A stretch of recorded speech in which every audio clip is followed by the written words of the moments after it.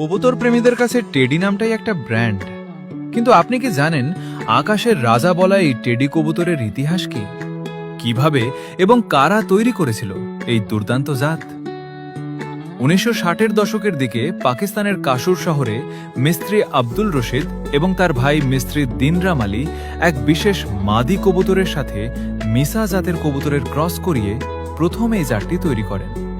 আর মিস্ত্রি দিনের ছোট ভাই সুফি টেডির নামানুসারেই এর নামকরণ করা হয় টেডি কবুতর।